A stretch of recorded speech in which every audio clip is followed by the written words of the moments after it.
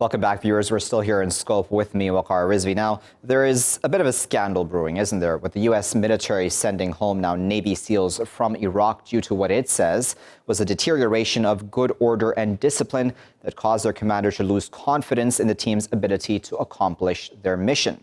Now, that seems to be an understatement, considering the reports coming out are of a rape that took place at an alcohol-driven party on July 4th. Now, that's just the tip of the iceberg when we're talking about such topics, isn't it? If we're talking about overall how U.S. servicemen have acted in places like Iraq, even Afghanistan and elsewhere, we can talk about even instances of Abu Ghraib or other such instances of murder, torture, etc. We've just had recently Chief Eddie Gallagher, who was found not guilty of murder of an ISIS prisoner as well. Now, that, of course, is also a disturbing case in and of itself, considering Gallagher was found then with a picture beside the dead corpse. Let's talk a bit about all of this a bit further. We're joined by Mehdi El-Afifi, who is a political analyst and member of the U.S. Democratic Party. He's joining us now from New York. We're also joined by Demosthenes Dimopoulos. He is a researcher at the Institute of International Relations. He's joining us now from Athens in Greece. And we're also joined by Matt Snape, who is Executive Director for Parliament Street and a journalist for Italian publication Inside Over. He's currently in Evesham in the UK. Matt, Demosthenes, and Mehdi, thank you all for joining us. Mehdi, I'd like to start with you. What do you make of not just this case about these Navy SEALs, but overall about how U.S. servicemen have acted overseas? Thank you for having me. U.S. service members are located in so many different countries, as we all know. U.S. service members, as human beings, are used to drinking in the U.S., but as we know, it is prohibited to allow drinking in war zone. With the regret of what have happened everywhere in Afghanistan, which we all refuse and we all do not accept, and there was an open cases, that's why we all hear about it. The open democratic system will allow the U.S. system to penalize anybody who commits such a crime. I think what we've seen in Iraq recently is due to the long period of the existence of U.S. military in Iraq. I'm not justifying this in any way, shape, or form, but what I'm saying is it is known that in any time that a crime like that happened, brought to justice in the U.S., and also the media will express it as any open society, you would accept that there is some members of society, some members of a huge number like the army of the U.S. will commit some mistakes. The most important thing that they will be penalized, and the penalty will be a severe penalty, and it will be reported and opened to the public.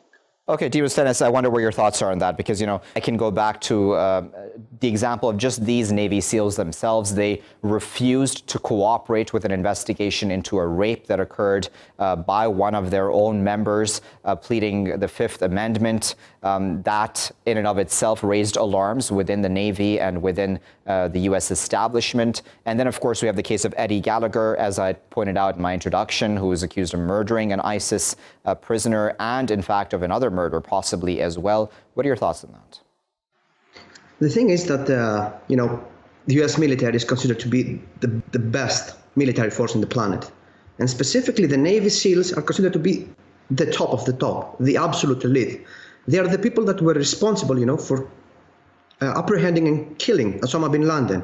They were responsible for freeing Captain Phillips in Somalia from pirates. So we're speaking about the best that they are in this business, in this job. And we see day by day, I glanced the news before joining you here today, and I found at least 7 cases that were in the spotlight this week. 1 week ago specifically, you have a US soldier in South Korea. He got drunk, he assaulted a taxi driver and stole his taxi.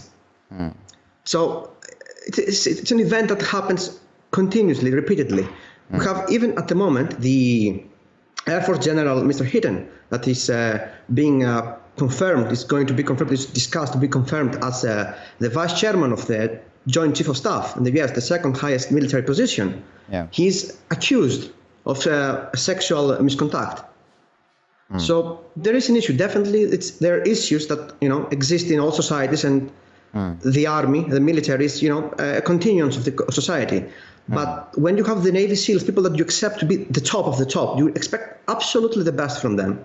That such occurrences are happening more and more, and at least these are the things we know, because the military, as as an institution, is very secretive. It has to be. Indeed. So we might not know the full extent of it.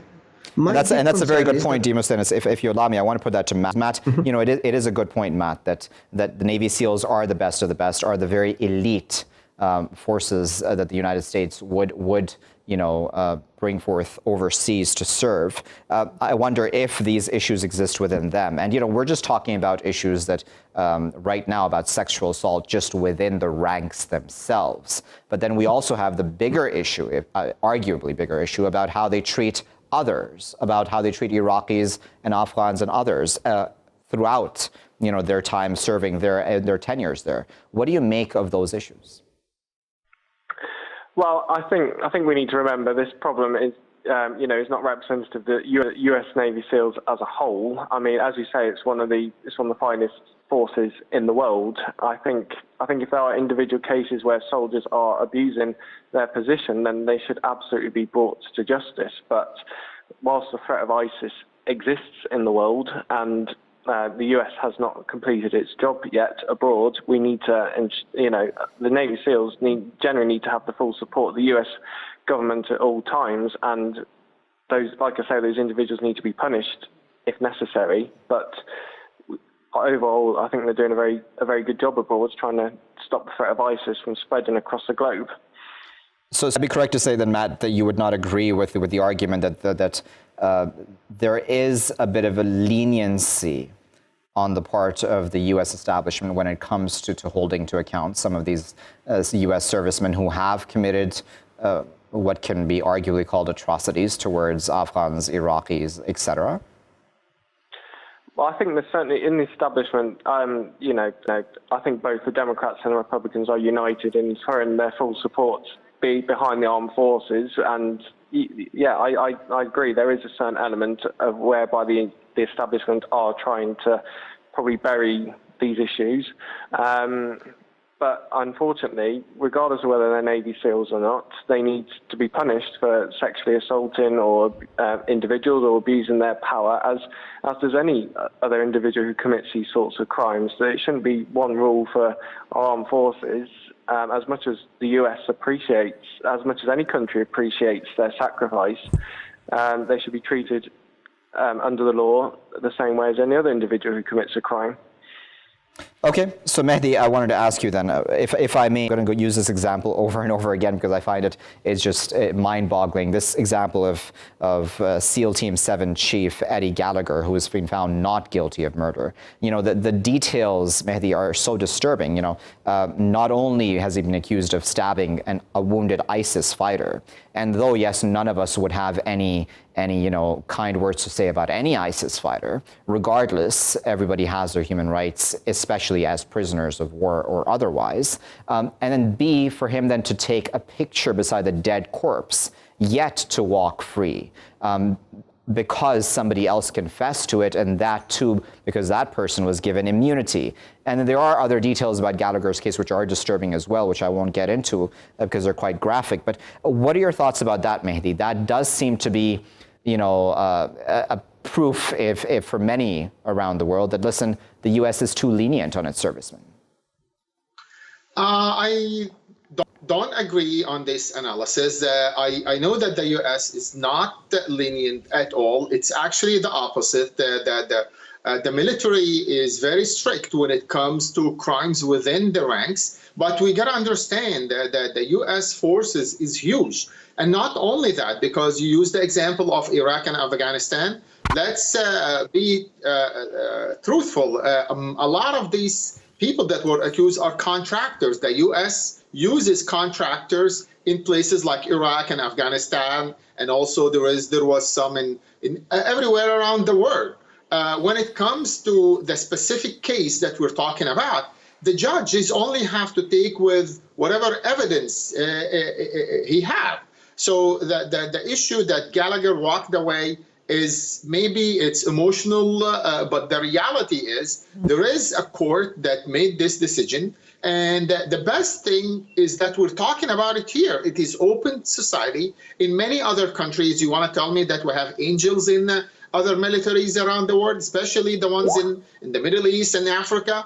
I think it's not justified to just pinpoint to the huge army like in the US that fighting in very, very bad areas and also under so much pressure that they're not used to. Again, I'm not justifying what's happening, but the reality is for us being here discussing something like that and being all over the news in CNN and other, this is a good example on how you cure an illness like that. They are human beings, and that's why they've been brought to justice, including Gallagher.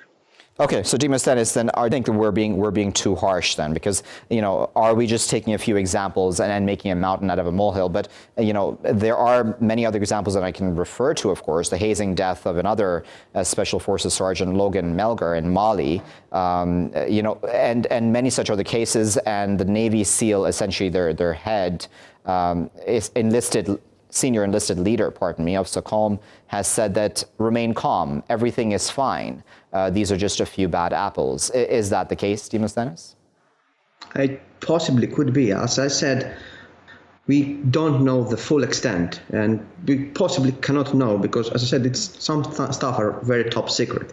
What I want to point out is that the US military should have learned throughout its wars in Iraq and Afghanistan that the most important thing when you're a foreign army in a country where you're a guest or an occupation force, you need the support from the local populace. That's what General Petraeus understood when he took over in Iraq, and he changed the whole conduct of the US personnel towards the local population. They started gaining support from them.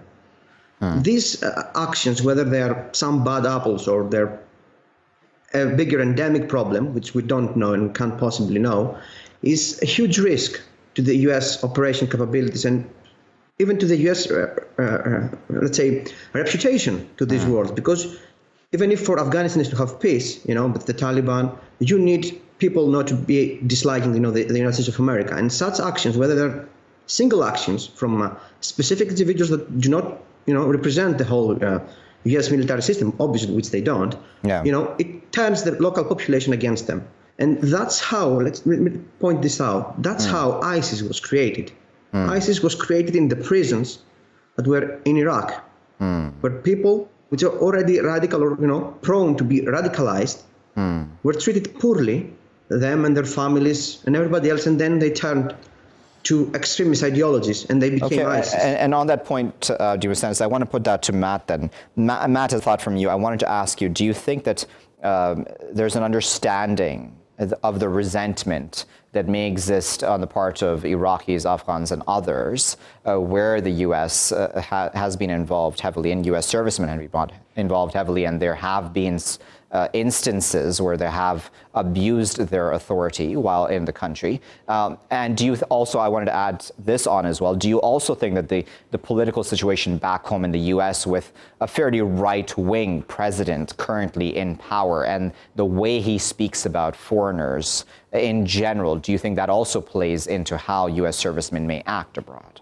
Well, the thing is, if you look back at the Iraq invasion of 2003, you had George W. Bush as president, who said from the minute 9/11 happened that the 9/11 attacks are not representative of the whole Islamic religion, but that still didn't stop incidents like Abu Ghraib happening. I think a lot of US soldiers, I mean, some of them probably do listen to Trump's rhetoric on foreigners, but I do think generally, though, a lot of their actions, I mean, I'm not a psychologist, but I do think a lot of their actions are probably caused by a sense of anger towards, these foreign terrorist groups who have, like Al-Qaeda, ISIS, who have been trying to attack US locations and US servicemen for a considerable period of time now. So I'm not justifying the anger at all. I'm just saying I think a lot of it's motivated by what they've seen in person and what they've seen in the media as well. Okay, we'll leave it there at that with Matt, Dimas, and Mehdi, and of course we appreciate their time and their insight today. Viewers, stay with us, though. We're going to be back continuing this discussion going further.